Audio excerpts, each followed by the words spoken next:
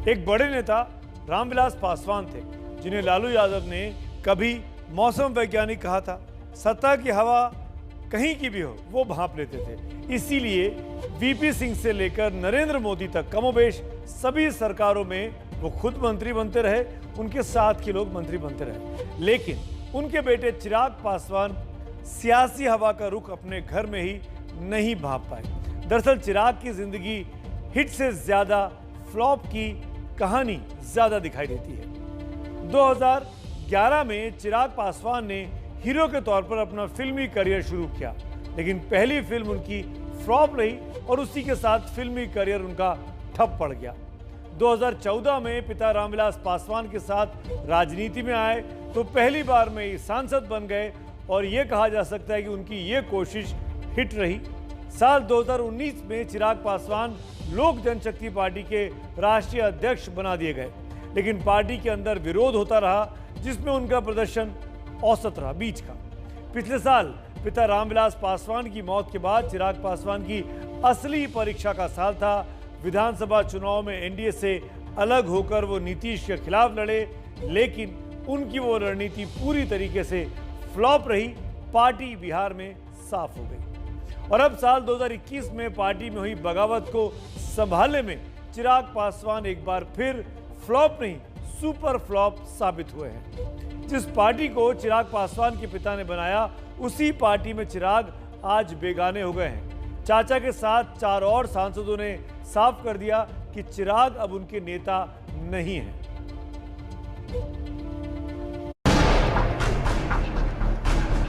चिराग पासवान जी हमारे परिवार के, हमारे भतीजा भी हैं, हमारे पार्टी के राष्ट्रीय अध्यक्ष थे, अभी तक हैं।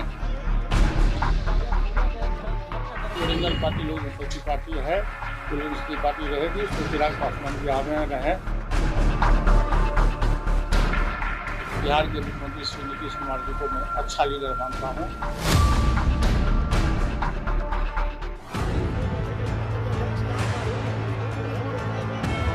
उस वक्त दिन के 11:15 बज रहे थे, लेकिन एलजेपी अध्यक्ष चिराग पासवान के चेहरे पर पूरे 12 बज रहे थे।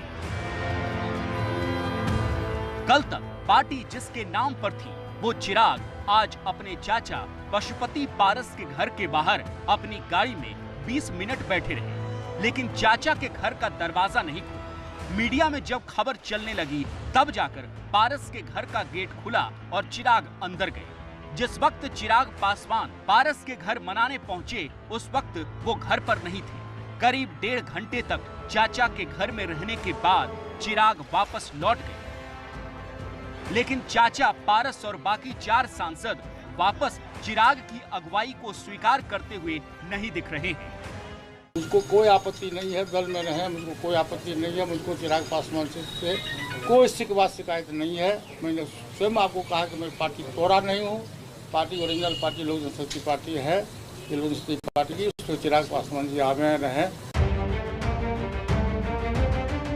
चिराग को पता नहीं चला कि उनकी नाक के ठीक नीचे विरोध का कितना घना अंधेरा है।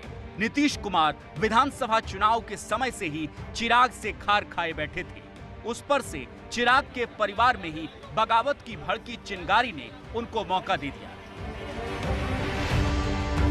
चिराग से उनके चाचा पशुपति पारस की नाराजगी विधानसभा चुनाव के समय से ही थी। पारस और एलजेपी के दूसरे सांसद चाहते थे कि एनडीए का हिस्सा होकर ही चुनाव लड़ा जाए, लेकिन उनकी सलाह को चिराग ने सिरे से खारिज कर दिया और अकेले चुनाव लड़ा। चुनाव में नीतीश तो सरकार बनाने में कामयाब रहे, लेकिन बिहार विधानसभा में एलजेपी का चिराग जलाने वाला भी कोई नहीं बचा। बताया जाता है कि चाचा पारस और चचेरे भाई प्रिंस राज चिराग की कार्यशैली से खुश नहीं थे। नाराजगी इस बात को लेकर भी थी कि चिराग ने बिहार प्रदेश अध्यक्ष राजू तिवारी को बना दिया था। जब रामविलास पासवान ने चिराग को पार्टी का अध्यक्ष बना दिया, उस वक्त भी पशुपति पारस नाराज थे। नाराजगी में ही चिराग के अध्यक्ष बनने के समारोह में वो बस 5 मिनट ही रुके थे और आज नाराजगी का नतीजा निकला कि 6 सांसदों में 5 सांसद पशुपति पारस, प्रिंस राज, वीणा सिंह, महबूब अली कैसर और चंदन सिंह लोकसभा स्पीकर से मिलकर ये दावा कर चुके हैं कि असली एलजेपी वही है। नेतृत्व बदला है, सिर्फ घर में भतीजा थे तो चाचा हो गए, क्यों? घर के चीज घर में रह गए, भतीजा में तो नहीं आके बन गए हैं। भतीजा में कमी क्या थी? पार्टी तोड़ के हम लोग किसी में मर्ज तो नहीं कर गए हैं। पार्टी ने विरोध और विद्रोह की भनक चिराग को लगी नहीं, या फिर चिराग ने सोचा होगा कि पार्टी तो उनकी मुट्ठी में है। लेकिन नीतीश कुमार एक्शन में आ गए। उनकी पार्टी के सांसद राजीव रंजन उर्फ ललन सिंह ने एलजेपी की नाराजगी का फायदा उठाया और कर दिया ऑपरेशन एलजेपी। विपक्ष कह रहा है कि पर्दे के पीछे मास्टरमाइंड तो नीतीश कुमार है। जो कुछ लोक जनशक्ति पार्टी में बिहार में हो रहा है वो पशुपति पारस जी को आप ब्लेम नहीं करें, या 5 सांसदों को भी। इसकी स्क्रिप्ट तो एक अन्य मार्ग से लिखी जा रही है। खबर आ रही है कि पशुपति पारस जेडीयू सांसद ललन सिंह के संपर्क में पिछले 6 महीने से थे। आज भी सांसद वीणा सिंह के घर पर 5 सांसदों की बैठक में जेडीयू वाले ललन सिंह मौजूद थे। बस हम लोग जितने 5 एमपी थे, 5 एमपी थे। ललन जी की मौजूदगी भी रही। वो आए थे शुभकामना देने के लिए पारस जी को। 15-20 मिनट, आधा घंटा रहे तो चले गए। सर वीणा देवी जी की मीटिंग में आप लोग घर पे आप भी मौजूद थे, क्या कहेंगे सर एलजेपी में जो फूट पड़ी है? कमाल की बात यह है कि वो चिराग अपनी पार्टी में आते पतझड़ को भांप ही नहीं पाए, जिनके पिता रामविलास पासवान को राजनीति का मौसम वैज्ञानिक कहा जाता था। रामविलास भाई के मत पूछो, अद्भुत चीज है, ऐसा मौसम वैज्ञानिक हमने नहीं देखा। अब देखते रहिए कि चिराग के लिए पार्टी में क्या जगह बचती है।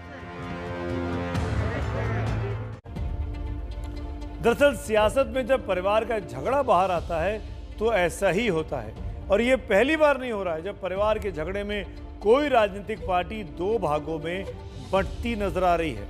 इतिहास आपको याद दिलाते हैं, चिराग देखते रह गए और उनके चाचा पशुपति पारस पार्टी के 6 में से 5 सांसदों को अपने साथ ले उड़े।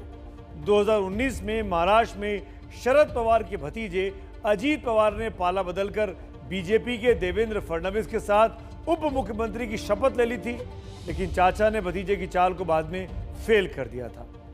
पावर का झगड़ा हरियाणा के चौटाला परिवार में भी तब नजर आया जब 2019 में दुष्यंत चौटाला ने इंडियन नेशनल लोकदल को 2 हिस्सों में बांटकर अपनी पार्टी बना ली और अपने चाचा को ही अपने से अलग कर दिया।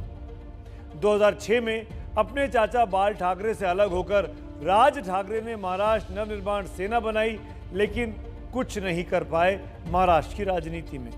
और यूपी में मुलायम परिवार में 2016 में पावर टसल शुरू हुई तो समाजवादी पार्टी 2017 विधानसभा चुनाव बुरी तरीके से हार गई थी।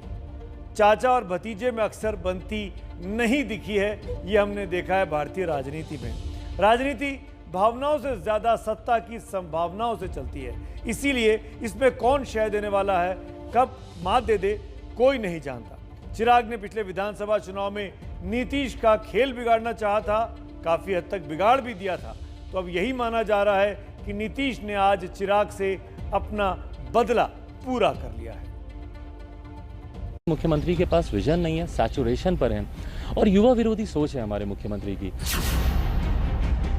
मेरे खिलाफ बोल करके कोई आगे बढ़े तो हम उसको बधाई देते हैं। इतना बड़ा घोटाला हो रहा है, इतना बड़ा भ्रष्टाचार हो रहा है, बिहार के हर एक आदमी को पता है। जब सबको पता है और मुख्यमंत्री को नहीं पता, संभव ही नहीं है। श्री रामविलास पासवान जी अभी जो राज्यसभा में पहुंचे तब बिना जेडीयू के मदद के पहुंचे। बिहार विधानसभा चुनाव से पहले एनडीए में सीटों को लेकर खूब घमासान मचा। चिराग पासवान एनडीए में तो रहे, लेकिन चुनाव हर उस सीट पर लड़ गए जिस सीट पर जेडीयू लड़ रही थी। साथ ही नीतीश के खिलाफ जो जहर उगला सो अलग से। जितना भ्रष्टाचार हुआ है, जो घोटाला हुआ है, भले वो किसी अधिकारी ने किया हो या मुख्यमंत्री ने स्वयं किया हो, लोजपा की सरकार बनते ही जांच करवाई जाएगी और सबको जेल भेजा जाएगा। पिछले विधानसभा चुनाव के दौरान ही रामविलास पासवान की मौत हो गई, जिसके बाद पार्टी का नेतृत्व उनके चिराग के पास आ गया। चिराग ने तब जेडीयू के खिलाफ लड़ने का फैसला किया, जो उनके चाचा पशुपति पारस को भी रास नहीं आया। हमारी जो सोच है, हमारा जो ये है, उसके मुताबिक मैं बिहार के मुख्यमंत्री श्री नीतीश कुमार जी को मैं अच्छा लीडर मानता हूँ, विकास पुरुष नहीं मानता। चुनावी शोर थमा तो नीतीश के खेमे में जीत के बावजूद सन्नाटा पसर गया। नीतीश की पार्टी को 43 सीटें मिली तो बीजेपी को 74 सीटें। नीतीश के जेडीयू को 15.43% वोट मिले तो बीजेपी को 20.3% वोट।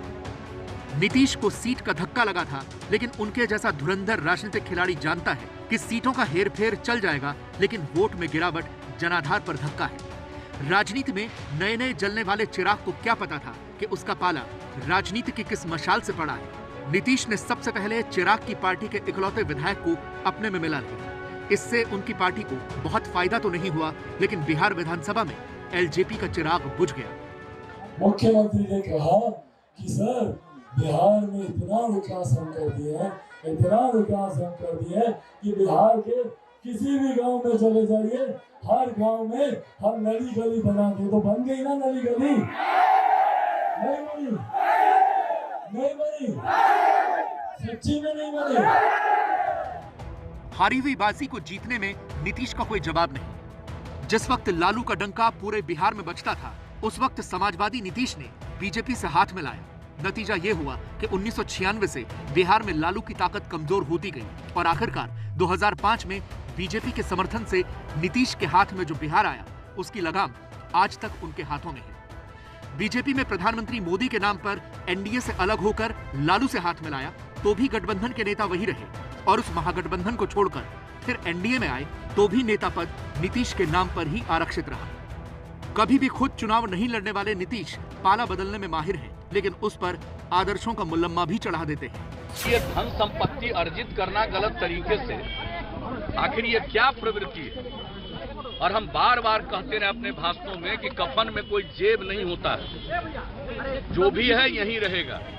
इस वक्त एलजेपी का घमासान यही बताता है कि कंधा भले ही एलजेपी के 5 सांसदों का हो, बंदूक चिराग के चाचा पारस की हो, लेकिन निशाना लगाने वाला कोई और है। चिराग पासवान की रणनीति ही उनकी मुश्किलों का सबब बनी हुई है।